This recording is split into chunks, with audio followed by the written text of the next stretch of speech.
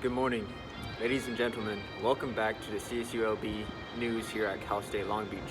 The weather today is sunny, and oh wait, we have breaking news. This just in, fake news alert.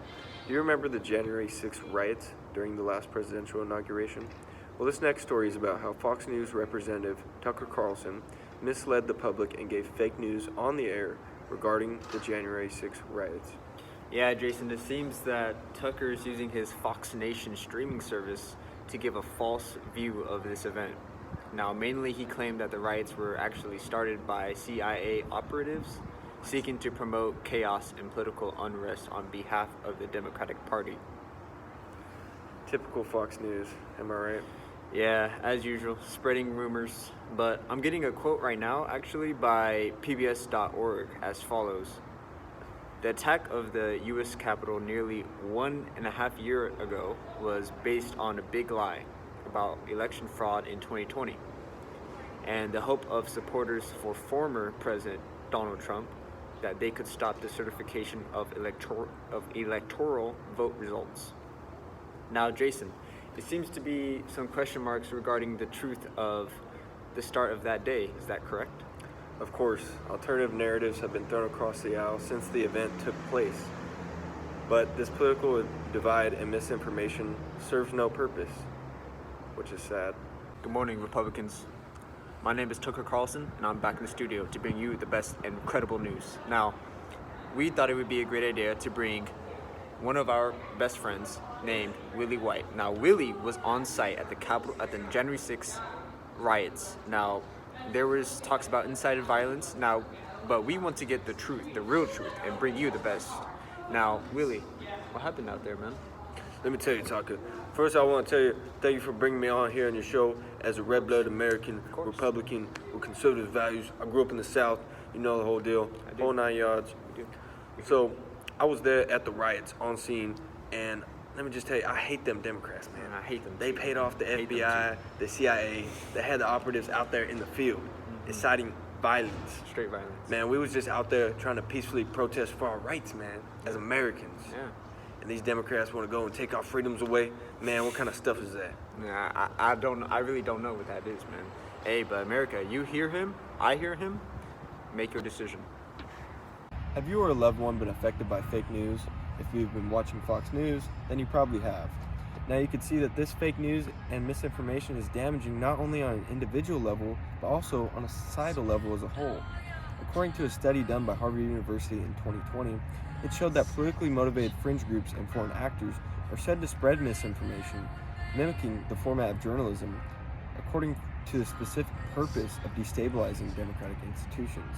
This is a big problem for us here in America because as a democracy, we have to work together to vote and make the laws that are going to build our foundation for our future.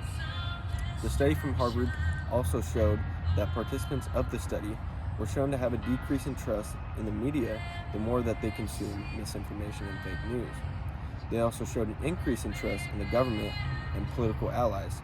Now this is a problem because we have to learn to balance our political differences and work together to vote on these laws and practices that we will use in the future. So, as you can see, misinformation and fake news is a threat to our very own democracy. Now, it is quite literally impossible to totally eliminate false news coverage in this country because it's so grand. Fake news is infectious and is more easily spread than credible news since people consider it much more entertaining. People consider false news to be super funny at times and people want to show it to their friends.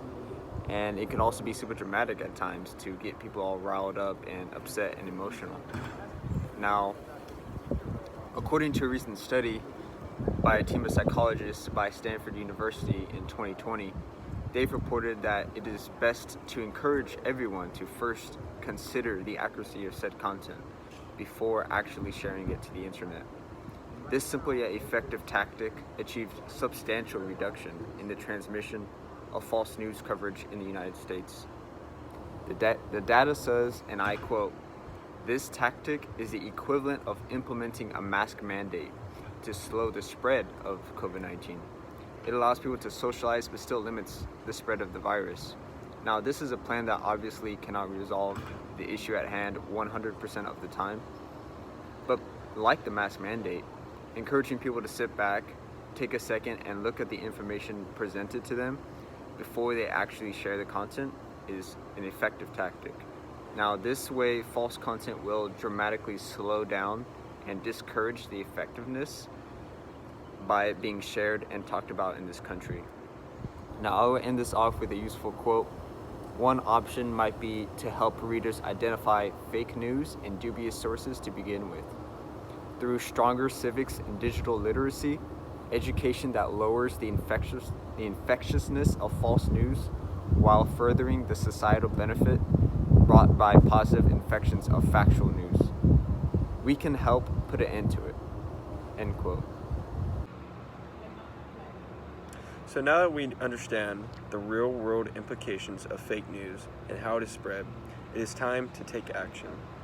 Misleading media programs like Tucker Carlson's 2021 Patriot Purge video are exactly the kind of media programs that we need to avoid.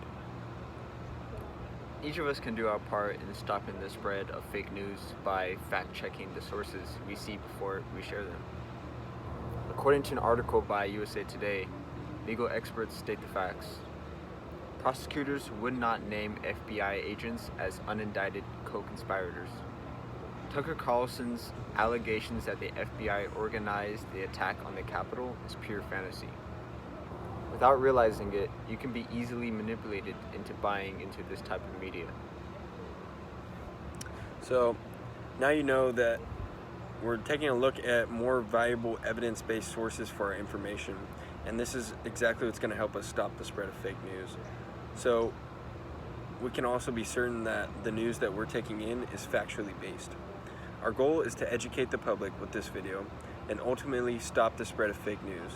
So please, share this video so that we can all do our part together to end the age of misinformation. Thank you. Thank you.